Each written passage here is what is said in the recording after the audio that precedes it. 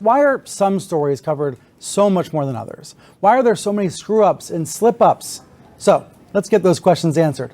With me now, journalist Mara Schiavocampo, host of the podcast Run Tell This. Mara, you've been at NBC, ABC, iHeart, MSNBC. You've been everywhere. You know how it really works. Absolutely. You know how the sausage is made. Yes. What questions do you get? I've got a few, but what questions do you get from your audience? What do you think are the most common media misconceptions? So the single biggest misconception is that we are lying. There is a lot of media mistrust. I hear this all the time. And here's what I would love to correct about that misperception.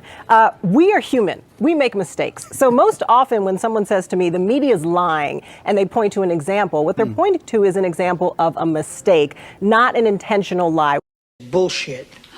Yeah, but it's almost always innocent, right? So especially these days with the pandemic and people working in different places, you might have 4 editors in 4 different places, and then a typo ends up in a story, and it's just because of the crazy workflow. And it takes time to verify facts and information before you go public with it. In my view, when we do have a political bias, it's the other view that actually benefits from that because we're trying to counter our own human impulses. Right, that's very interesting. The lie detector determined that was a lie. When you have the vaccine, people that do, and it's a very small number relatively, but people that do get it get better much quicker. And it's a very important thing to know. They don't get nearly as sick, and they get better. Donnie, you're out of your element. And you know what? I believe totally in your freedoms. I do. Bree, you got to do what you have to do. But I recommend take the vaccines. I did it. It's good. Take the vaccines. But no, that's okay. That's all right. Forget it, Donnie, you're out of your element. Playing right into their hands when you sort of like, oh, the vaccine. If you don't want to take it, you shouldn't be forced to take it. No mandates, but take credit because we saved tens of millions of lives. Take credit. Don't let them take that away from you. Okay, so the president made news. Do you agree with that? Right? Both the president and I are vaxxed, and did you get the booster? Yes. I got it too. Okay, so Don't. Shut the fuck up, Donnie. So now we have 2 vaccines that are really quite effective. The mRNA vaccine, highly effective, extraordinarily efficacious, 94 to 95% for mild to moderate disease, and virtually 100% efficacious, because the real world effectiveness is even more impressive than the results of the clinical trial. We know it's highly effective.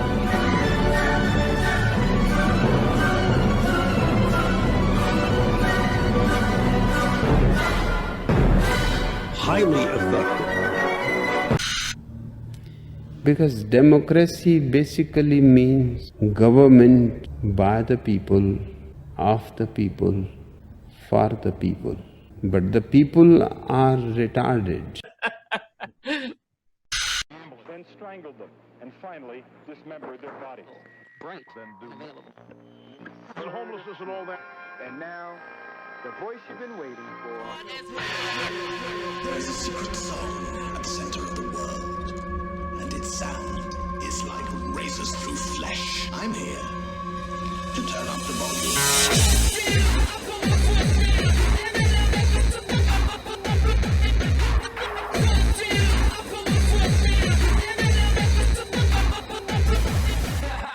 Can you dig it?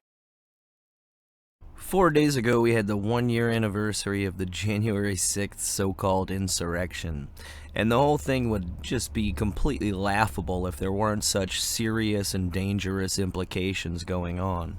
That's why they keep trying to liken this to Pearl Harbor and especially to 9/11, saying that this was actually worse than both. This was worse than 9/11. At first glance, that would just seem like some silly overhyping, some idiotic kind of rhetoric to try to get people to turn on anybody who had even the slightest bad thing to say about the 2020 election. They're trying to put the narrative out there that anybody who even has questions about it is somehow now connected to domestic terrorism, because calling this something that was worse than 9/11 puts it in that terrorism category. Even Ted Cruz got in on the act saying that these were terrorists, and then when he started getting some backlash about it, he goes on Tucker Carlson and says, oh, well, I was just talking about the people that were attacking the police, and, you know, I was saying all the last year that these Antifa people that were attacking the police are terrorists too. For being such a smart guy and so calculating, it seems like a really stupid thing to do, because it didn't really score you any points on the left. I mean, they're basically framing him as being pathetic for the way he was groveling to Tucker Carlson, and it really pissed a lot of people off on the right. But he's definitely smart enough to know that terrorist is a special legal designation, that after the Patriot Act and the NDAA, it basically means that you don't have constitutional rights. They can use that magic T word and they can lock you up indefinitely. They can send your ass to one of their black sites. They could kill you without any kind of evidence or due process. It's basically an end run, an asterisk on the Bill of Rights. So I don't even agree with calling Antifa terrorists. I mean, they're criminals. That's enough to get them locked up. But I still do believe in due process. The shredding of the Constitution that happened in the wake of 9/11 was a fucking disgrace. And now we're gonna further it by taking all those extra legal powers that were never supposed to be granted to our government, and turning them against our own citizens. A lot of people were all too quick to just say, oh, well, you know what do I care? Those are some savage cave dwellers that just want to blow us up, so fuck them. They shouldn't be given constitutional rights. But now those chickens are coming home to roost. I've never really trusted Ted Cruz, and this is a perfect example of the reasons why. He likes to play like he's Mr. Constitution, but he's a fucking phony, which really makes him even more dangerous an enemy of the Constitution, because he tries to pretend like he's the one that's going to defend it, as opposed to somebody like Dick Cheney, who is openly an evil asshole. The most hilarious part of January 6th and their little memorial event was Dick Cheney showing up. Somebody who was once rightly labeled a horrible, fucked up warmonger by the left was suddenly hailed as some kind of hero just because he was willing to show up and say how fucking awful January 6th was. The irony of it all is so thick you could choke a fucking goat with it. And just like with the 2020 election itself that precipitated January 6th, there's a lot of questions about what exactly went down that day and who all was involved. Questions that still haven't been answered. They have this little committee going that claims to want to get to the bottom of it, but they're withholding a whole lot of information, like about 10,000 hours of surveillance footage.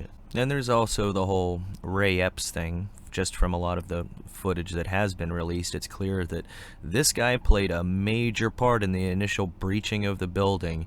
And even though he was one of the initial people that the FBI put on their list and said, help us identify these people, please, as soon as they did identify him, all of a sudden he got completely scrubbed, and they just want to pretend like he doesn't even exist. And then right before the anniversary, it comes out that, oh, it turns out that we had commandos in plain clothes all around there with orders to shoot to kill if necessary.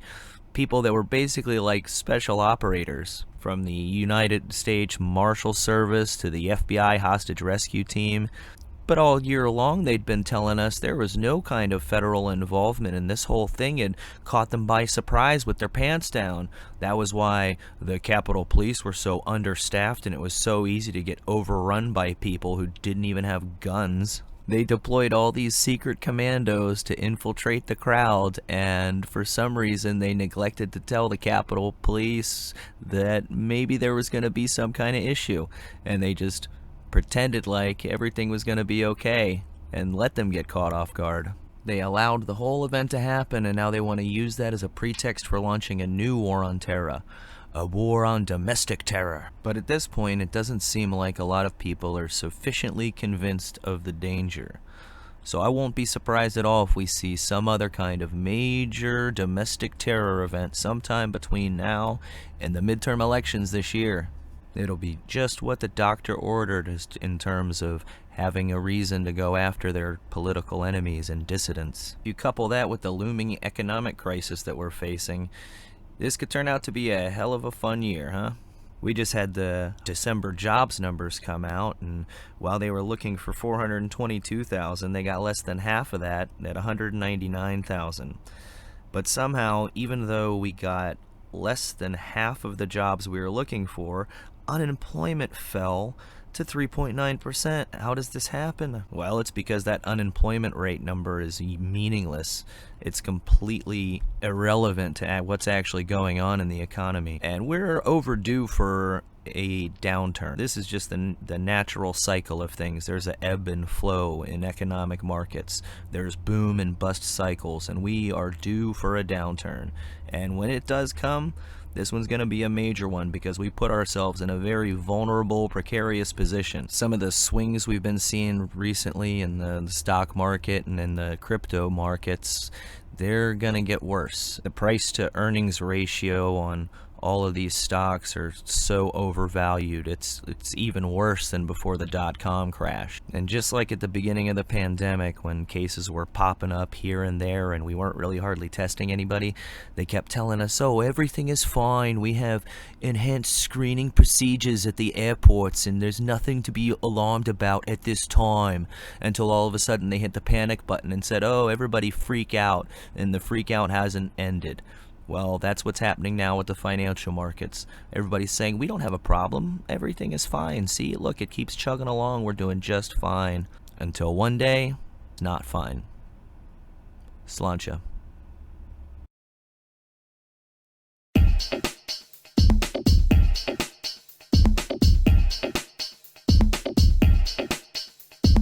All I have in this world is my thoughts and my word.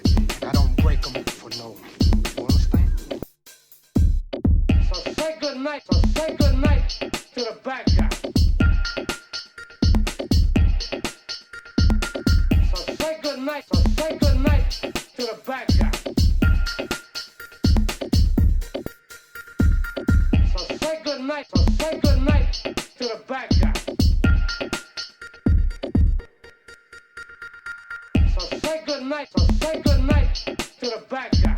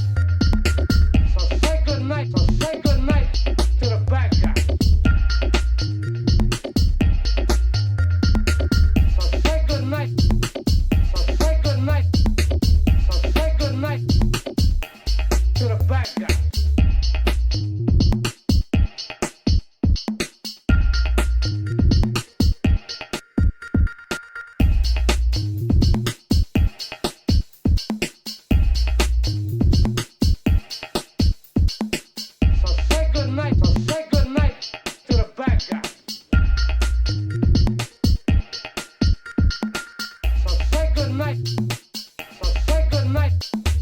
So say good night to the bad guy.